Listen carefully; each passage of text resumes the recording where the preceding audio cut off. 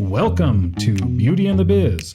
Discover how to grow your practice with effective cosmetic patient attraction, conversion, and retention advice from author, speaker, trainer, and cosmetic practice business and marketing coach, Catherine Maley, MBA. Hello and welcome to Beauty and the Biz, where we talk about the business and marketing side of the plastic surgery practice.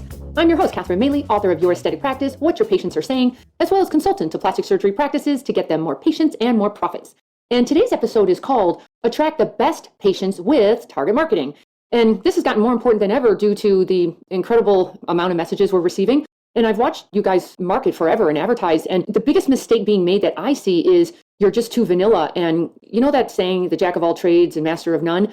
When you advertise like that, nobody can hear it. So I'm hoping that I'm going to give you some good strategies on target marketing because that'll get you a way better result. So as we all know, the challenge is you've got to find more patients and you need more leads. And there's nothing simple about that in today's world. I mean, I've looked at this to death and I think, dear Lord, everybody now is a marketer. Everybody knows how to use all the social media platforms.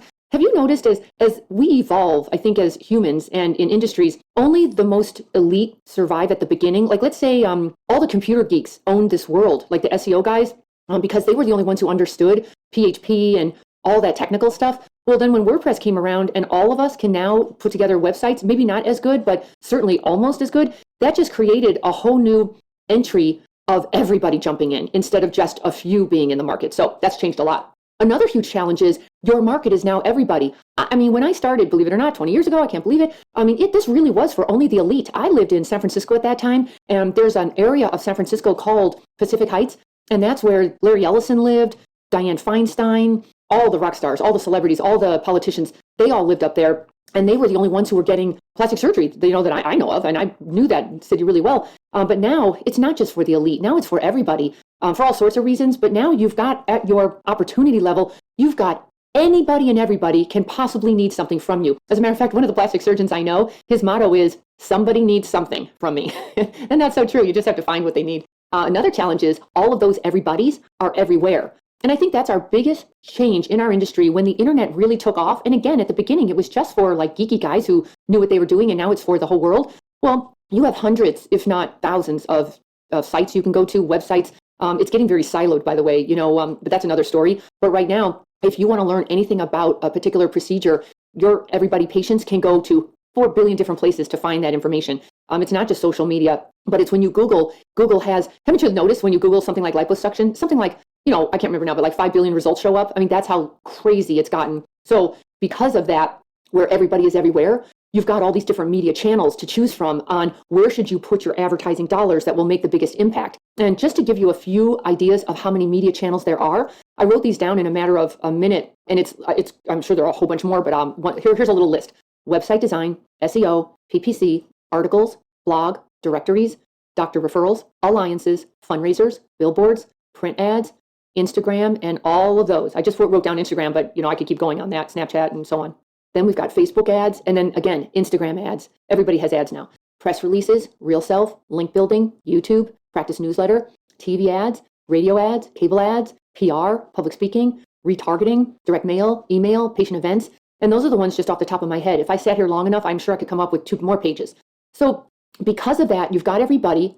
They're everywhere. They're using a whole bunch of different media channels. And then that's creating way too much choice for the patient. Have you ever heard those New York delis when you used to go to those? Actually, they're still around, the old time ones. And they have those huge billboards, those massive menu of services.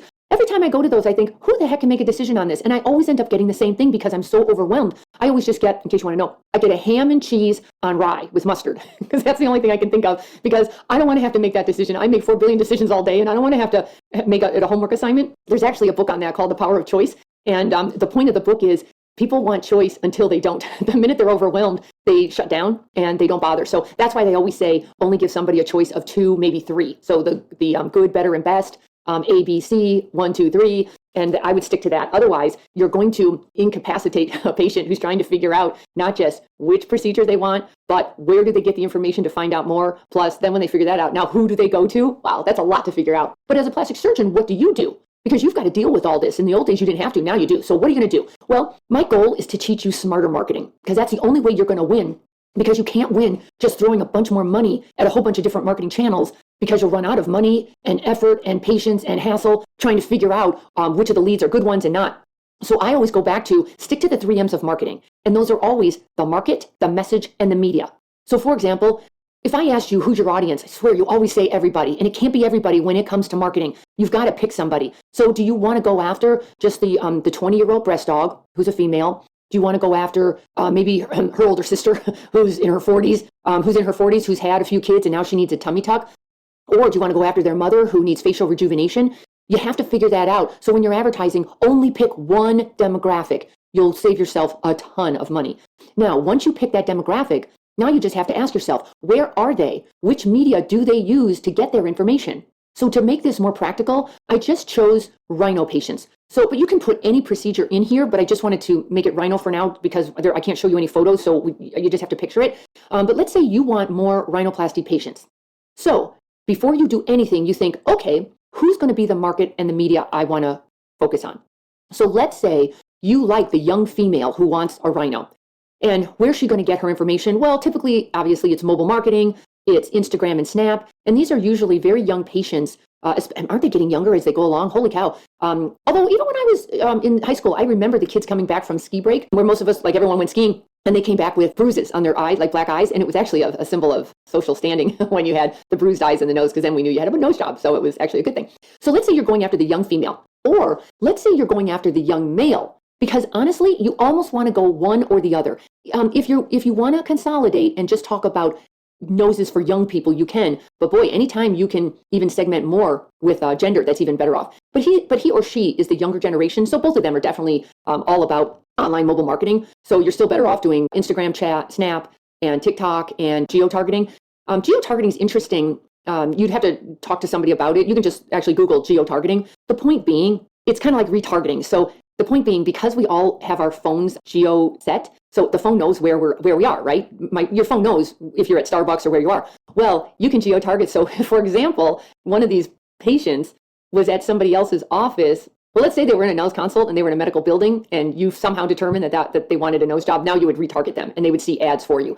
So it's a little technical, but it's an interesting concept. But it's just one more fishing pole in the pond. It's not your end all be all. Now, another market in media could be the mothers of these young females or young males who want a nose job, because who's going to be paying for this? Well, the mom. So what I would do is probably go both forces. I would say go straight to the consumer who's going to have the nose job, but then don't forget about the person who's going to pay for the nose job. So with the moms, they're much more on Facebook, they're on blogs, they do a lot more research, and they will react more to PPC than these younger kids who are just going to stick to what their friends are doing. Or maybe you decide on a completely different market for nose jobs. Like while everybody goes after the young kid, maybe you go after the mature aging face patient, because, which I hate about our aging, everything ages on us. Everything sags and starts going down. Well, your nose is no different. So perhaps you had a great nose in your 20s, but now that you're in your 50s and 60s, you can't stand your nose. It got bigger, it got elongated, it started sagging. So if that's the case, you go after a completely different market, and those media channels would be much more about word of mouth or TV, a lot more research. They're much more into research and maybe events. So do you see how I'm segmenting those out? Now, for starters, content is still king, and there's still that debate about organic search versus paid search. The answer is you need to have both. So let's talk about free SEO organic search. And that means anybody who Googles certain keywords, hopefully you pop up. So that's why you'd still need some technical people, or I could just tell you a secret. When you Google something like you would normally Google, and by the way, open it in a private window. Don't use the window you always use because Google's watching your behavior. So open up a completely different browser, go to an incognito window, and put in something that you would put in, like nose job surgeon, for example. Just throwing that out there. And I'm sitting in Sausalito, so up would pop the nose job surgeons in Sausalito. However, have you noticed at the bottom, Google has their own search terms that they would use? Make sure you use those two as keywords, because quite frankly, if Google thinks that's a keyword, and they'll often do short or long tail. So sometimes Google will put in words like, how much is nose job? Anyway, whatever they suggest, use it. There's also all sorts of, if you just Google keyword tools, there are a whole bunch of keyword tools. So it's not hard. It's just, tedious to go study all this stuff. Anyway, if you're going to do free SEO organic, please do, because it's really important that you have a lot of content on rhinoplasty. If you're going after rhinoplasty, I would use both words. I would use rhinoplasty and nose job together, because you have to appeal to the public, and they don't know what rhinoplasty is. And although you think they do, trust me, assume nobody knows anything, because half the time they don't know as much as you think they know, and then other times you think they know everything because they bring in all the paperwork, but just assume nobody knows anything and then let them tell you, oh, it's okay, I've already researched that, I know that. But look what happens now with free organic. When I Google what I just said, look who pops up. The plasticsurgery.org group, which is the American Society of Plastic Surgeons, here comes their rhinoplasty content. Or WebMD, or I can't even read it, uswmed.org, so it's a med blog, or hopkinsmedicine.org pops up, or Mayo Clinic, and that's the issue. So they're considered authority sites, and you're considered just a simple solo practitioner in a certain area. So if you've got super good content, hopefully you'll still pop up with the big boys because the patient, they might be interested in the Mayo Clinic and Hopkins Medicine, but when it gets down to it, they probably want to go to somebody local to them. So hopefully you're going to pop up and they'll say, okay, I've got my information from these other groups, but now I want to actually, research a real no surgeon in my area. Now, in addition to that, you want to do a bunch of free posts, and those you want to put everywhere, and they'll all be nose job related, rhinoplasty related, and that'll be Facebook, Instagram, LinkedIn. By the way, I think LinkedIn is very understated. The more I think about LinkedIn, the more I think all of us should be using it, because although you're going B2C, you're going to the consumer, think about LinkedIn also as the business consumer, because a lot of them are doing business, but also think about them as business consumers because they have to stay competitive. They actually have jobs if they're on there usually. They have money that they're making. They want to look as good as they feel. So I would use LinkedIn more. I would always make LinkedIn part of my content plan. And then, of course, there's YouTube, Pinterest, Google, Vimeo, Twitter. Think of all of the posts. And then, again, there are a lot of platforms now where you can post something and it'll go out to all the various social platforms. And not to get complicated, but you definitely want to think before you just flat out send the same message to everybody. Because we all know in today's world, there's a very different audience to Facebook than there is to Snapchat. So you want to be cognizant of that. And then it's all about this free content. If you watch me, you know I'm giving out free content constantly because that's how I get attention and that's how you'll get attention. So for free content, it's about educating the patient on rhinoplasty so you can talk about things that they might have heard about, like open and closed. To this day, I'm still not sure why do some do open and why do some do closed and what are the advantages to both. I would also talk about objections. Think about the rhinoplasty patients in your office. What do they always complain about and ask about? So all you do is answer it in your own words, how you would handle that objection if they were standing right in front of you. And then the content's also got to be entertaining. It's got to be compelling and provocative. I know I watch a lot of surgeons, it seems like everyone's had a nose job, by the way, doesn't it? If you look on Instagram, and it seems like every celebrity has had one. So it's always really helpful to use the celebrities and just comment on them. Like, oh, you think they got a really good result? Just comment on them. It's not a bad idea. Also show just a ton of before and after photos. There's never anything more you can say than having your photos show the results for you and let the patients do the talking. So if you can get a patient to give you their photos, give you a great review, and then let you turn on the iPhone or the iPad and record a testimonial about their journey, there's nothing better. That's how to do this. Your free content could literally be every one of your patients' stories and then their testimonial and then in their own words what you did for them. That's how to do that. But here's the issue. All of these social platforms now strangle your audience reach to only about 10% of your followers. So even though you think you're doing a killer job staying in touch with everybody, you're not, because if they're strangling 90% of your followers, or let's say you run your own patient list through your social media and you think all your current patients are seeing you, it's not true. Very, very few. As a matter of fact, how many times have you followed somebody on Instagram? I do this all the time. And I realize, wait a second, I haven't heard from them in a long time. And I realized they stopped letting me see their post, even though I was liking them. And I don't know why, but then I have to go back in, find them, and refollow them again. So you have to be careful with that game. What you think is happening might not be happening at all. And one of the reasons is social media does have to make money. So they want you to advertise. And that's why they're not making it easy for you to organically and freely get your word out there. They want you to pay for it. Now, Insta stories and carousels have come a long way. And I'm finding that to be the number one site for plastic surgeons for right now. God knows it could change anytime. Supposedly TikTok's going to take over Instagram someday, but that'll take a long time. So don't worry about that right now. But if I only had one channel to consumer markets, I take that back. For rhinoplasty, I would go with the Insta stories and the carousels because it's showing your personality. You're doing short videos and you're explaining, same thing. You're just repurposing content. You're not saying anything that you don't normally say in a consultation, but you're doing little bite-sized pieces in Insta stories, and then carousels are a bunch of photos, and then make sure you've got a call to action in everything. You have to make sure that not only are they seeing you, but they know very well how to get a hold of you. So never take that for granted. I find sometimes you get caught up in the content, you forgot to ask for the consult. So make sure they've got your phone number, an easy way to get a hold of you, direct message you, all of that. Now, with rhinoplasty, I do actually consider influencers a big part of the marketing plan, if indeed you have them in your marketplace. I think it's a really good idea. Young people today, I don't know if they're any different than anybody else, but it's different for plastic surgery because now influencers have entered our market space. So if a young influencer had a nose job done by you and she or he was willing to promote you to her followers and his followers, that's golden to you. So for starters, you want to first look at your own patient database to see who are influencers. You also want you and the staff to talk to your patients to find out, do they have a following on Instagram or any social media platforms? And I would actually add that to your patient intake forms. There's somebody I know who actually asked that, and he will only take patients who have huge followings because that's how he grows his practice. So, you may want to follow on that one. And then you can always go to websites called Pixlee, Pixlee, or Izea.co, Izea.co, or Kensac.com, Kensaq, and they've got influencers that you can buy. But now listen to that. This is what's going to happen like it happens to everything else. Influencers are a really good idea until they're not. As soon as the consumers figure out that the influencers are being paid and they're biased and all of that, it hurts the whole credibility of it and it all falls apart eventually. Right now, it's still very popular, but please keep it as transparent and as real as you possibly can. Personally, I would rather have an influencer that had a nose job done by you with only 20,000 followers than having an influencer who said they had a little something done by you, but they're not saying what it is and they've got 50,000 followers. There's something funny there. So make sure your message is very clear and congruent and real, okay? Now, otherwise, you do need to pay to play, and that's where Google AdWords comes in. And that's where quite a few of you, you know what, you're in two different camps.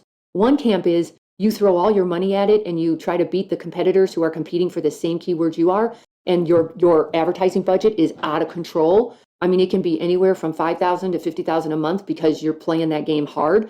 And that's fine, but you better have a back end, trying to sift through the leads to figure out which ones are real viable. The other way to play this is you tried it once, you stopped, you lost money and you hated it and you're never going to go back. I would like you to think about target marketing instead. I think there's a chance you might not have, or maybe the people working with you were not as effective as they could have been. One of the things I see constantly is, if I Google something, I'll see things like natural looking results, trust, and it's all about you. Top surgeon in my area, Stanford trained, went to Harvard, but there's nothing compelling for the patient in it. Those I don't think they even count because you're not talking to anybody, and that's where the target marketing would come in. So if you have tried this and it hasn't worked, think about what I'm saying in this target marketing, and then let me know if you want my help, but get some help on targeting somebody and see if you don't have a better result from that. But then once you get something that's working, like with Google AdWords, or something's hitting, people are interacting, they're interested. The minute you get something like that, I call it the winner, make sure you buy other paid channels to make that message move around and grow and reach. So that's when you want to buy ads on Facebook and Instagram and LinkedIn and all of those. But you don't do it until you test something organically and you find out it's of interest. That's when you then put some money into it. So now let's say you were going to do pay-per-click AdWords. You're ready to jump back in again and you're listening to me. You say, okay, I'm just going to do rhinoplasty. Well, now you've got to use words in your ads, things like, like revision rhinoplasty, internationally known expert in difficult revision rhinoplasty. Now that's a big one because those who have had rhino, those are the most difficult patients. Geez, half the time they're on their fourth revision rhino. And at that point I would say, red flag is up. But do you see how he's talking right at a rhinoplasty patient or rhinoplasty? See our hundreds of before and after photos. They're a younger patient usually. So affordable or easy pay plans, free consult. And I know you don't want to do that, but if you're talking to that market, that kind of market would like that kind of thing. But then I would say if it's free, they have to bring their mother with them. Right? So, or you want to say something like rhino expert, perform more than 10,000 rhinoplasties or nose jobs. You're award-winning surgeon. You're trying to talk directly to that marketplace to what they care about. Now, sometimes I'm looking at a PPC ad right now, and guess what it says? Because I'm searching around. It says, trusted surgeons, natural results. Schedule your consult today. Natural looking results. Private consultation. Do you hear how that's not saying anything to somebody who's looking for something very specific? That's the difference between an ad that works and an ad that falls flat. But here's another caveat that most of you or your internet guys or your PPC guys are missing. All they do is click from your PPC ad to your website. A lot of them are lazy or misinformed or I don't know what, but they send them to your homepage. And that's ludicrous. If I'm looking for a rhinoplasty, you better send me straight to your rhinoplasty page. And in addition to that, don't send the patient off to your gallery as another click. Everything should be on that rhinoplasty page. So for example, and it's usually a special page on your website strictly for your PPC ad. So when they click on it, all the photo should be the same, or no, wait, there was no photo. Everything should be congruent. So if you were talking about rhino, you were talking about photos, affordable pay plan, you put all of that on that landing page. So all they see is rhino, the content, the objections, all of the affordable pay plan, all the reviews, the testimonials, and your call to action. It's all on that same page. I've watched too many of you only have one thing on that page, and then they have to click around and find the other things, and that's not how you do it. You also want to use better bait. So you know how you're using PPC, but you only get to use a few lines and there's no images to it. If you think about it, what ad would get a much better response? Well, an ad with photos and graphics, right? That's why you want to divvy things up. Not everything should go to pay per click. And I know why it is, because supposedly you've been told that people who go to pay per click are actual buyers, but that's not true. They're still just researching. They're not buyers. I mean, they're interested for sure, but so is everybody else clicking around on things. So here's what I'd like to say. There's a much bigger market that I would put some of your budget into, and those are the paid social media banners on Facebook and Instagram, because you can use graphics. So it's much more eye-catching and compelling. So you can have a really cool photo that's real eye-catching, and then say something like 5 things you need to know about a nose job, and then click here. That can be so much more compelling than just the AdWords, which is just a page of all these words. You want to stand out. Now, for Rhino, I actually would test text marketing, but this isn't for the faint of heart. Text marketing is not something that's popular yet. It's going to be. I know surgeons who have been using it for their own patients, but you have to have approval and an agreement from your own patients. If you have it, it's golden, because right now texting is literally the fastest, easiest way to market to your patients directly. There's no middleman, there's no spam, there's no, you have to open an email, you have to go somewhere. It is literally sitting on your phone that's sitting on your desk at all times. So it's really the place to go. If you can figure out how you could use it more often, please do. It's the way to go. There's all sorts of technologies for it. But like everything else, when there's too much of a good thing and everyone jumps in, it becomes a bad thing. So right now it's still a very good thing. So I would use it for sure for your current patients. I would allow them to opt out if they no longer want to get your messages. And the message you send to them better be killer. Don't send anything wishy-washy. I would have either a killer offer with a graphic of before and after, and a really killer call to action. Call us by Friday to get this. And I wouldn't do it too often. Okay, I would save it for special things.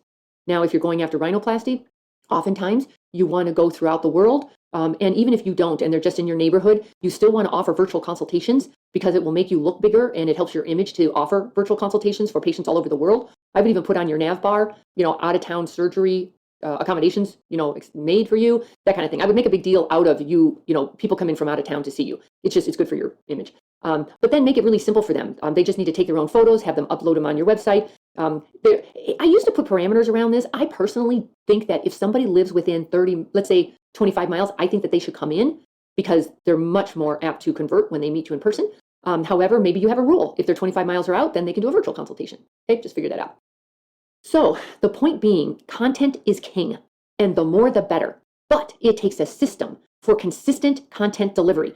And that's the secret to this. You don't just have a flurry of content and then stop for a month because you're exhausted. It's much more of a drip, drip, drip constantly, because people are changing constantly. Today, they don't care about a nose job. Tomorrow they do. And they're going to remember you if they get enough repetition from you. So here's what I would do. I'd set up your very own cosmetic patient attraction content machine. And here's how I would do it. When a rhinoplasty consultation comes in, you offer, you tell them you're going to videotape it, and are they okay with that? Most of them will be. If they're not okay with that because they don't want their friends to see them, you know what you could say? How about if I just videotape you from behind and only I'm seen from the face, from the front? Would you be okay with that? And the more the merrier. Ask everybody. Some will say no, but most will say yes, especially the younger people. So you're going to videotape it. Now you're going to pull it apart and you're going to repurpose it. So the videotape that you did, you're going to pull it apart and you're going to put fragments of it or the whole thing on YouTube. You're going to put pieces on Vimeo, pieces on Instagram or Insta Story, Facebook Watch, put it on any video platforms. Sometimes you do the whole thing, sometimes you just do pieces of it.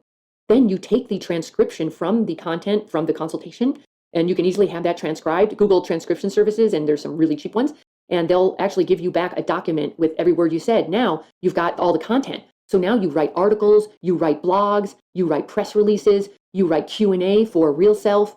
So do you see how the content, you're just constantly repurposing it? And then you also had your staff taking some still photos. And now those photos are also going to go on Facebook, Instagram, Pinterest, Snapchat. And then you've got a recording.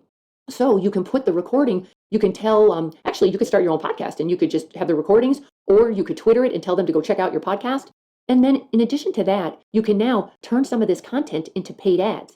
And that would, again, be Facebook, Instagram, YouTube, Google Ads, network, so you can retarget. So do you see how all of that one interaction with a patient has become like 20 different pieces of content? That's how you do it. By the way, you really, in today's world, I personally think you're going to need a videographer and or a content manager / marketer on your team full time to figure all this out, because it's not a part-time thing. It's if you want to play this game and be at the top, you've got to get the content's everything. So how are you going to do all that? And hopefully, you have better things to do than this. You've got patients to take care of. So hopefully you hire somebody who really gets all this. But because they also have to interact real time, because it doesn't make any sense to put all this content out there and then ignore anybody who's responding. What would be the point of that? So you've got to figure out how you put this out there, but then they start interacting and they want to ask questions. So you're answering those. And then if you get really good at this, that whole content machine I just put you through, you run them through the whole thing again with the patient's post-op appointment. And that's for their unveiling. And you see that sometimes on Instagram, but they just unveil the nose. They never finish the whole thing. They never talk to the patient. They never find out what their experience was like. They hardly ever let the patient talk. The doctor always does all the talking. I'll tell you, a patient wants to hear from the patient. So how was it? How was the downtime? Was it painful? Were you able to breathe? Could you sleep? What happened now? Like, what did your friends say? What did your family say? How are things now? And that's where all the beauty is. When the patient can tell their story about all the scares, they were scared to death to do it, but now they're so sorry they waited so long because their life has changed for the better. That's how to do it. And then if you want to go the extra mile, which you should, get that patient who's super duper happy right now. They're ecstatic. They had the unveiling, their love in their nose. So have them do selfies and do their own videos capturing their journey. It's actually pretty cool when they can actually do a vlog. They can do a video history of the beginning to the end and have them every day do a little, 1-minute vlog on here's how I'm healing today. Here's how I feel today. I'm feeling better. I can see the swelling going down. Boy, that would be super compelling. And then to wrap it all up for a rhinoplastic patient, usually it's the younger kid, I would have a t-shirt or a coffee mug or some kind of tchotchke that they carry around with them. And like let's say it was a t-shirt. You could have a fun saying on there, something like Dr. Smith really knows his business, NOSE, like something like that. And I got to tell you, a lot of them will wear those t-shirts when they're working out or hanging out. You just never know, but it's a great way to for them to help you grow your practice just in a fun kind of way. So that is how you do extreme target marketing. You want to target by procedure, age, gender, ethnicity, zip code, income, interest. Just pick one. Pick a market, pick a message, pick the media that they hang out in, and that's how you're going to spend less and get way better results. Okay? So with that, I would love for you to subscribe to Beauty in the Biz so you can hear more of my episodes. Please share this with your friends, your colleagues, your staff. If you've got any questions or comments, I sure would love to hear from you, and you can leave me a message at my website, CatherineMaley.com, and then you can always DM me or follow me on Instagram at Catherine Maley MBA. Thanks so much. Talk to you soon. We hope you found valuable insight on this episode of Beauty in the Biz. For more episodes, tools, and Catherine's free book, visit www.catherinemaley.com. That's www.catherinemaley.com. And be sure to subscribe to get the latest practice building strategies delivered to you. And don't forget to share this Beauty in the Biz podcast with your staff and colleagues.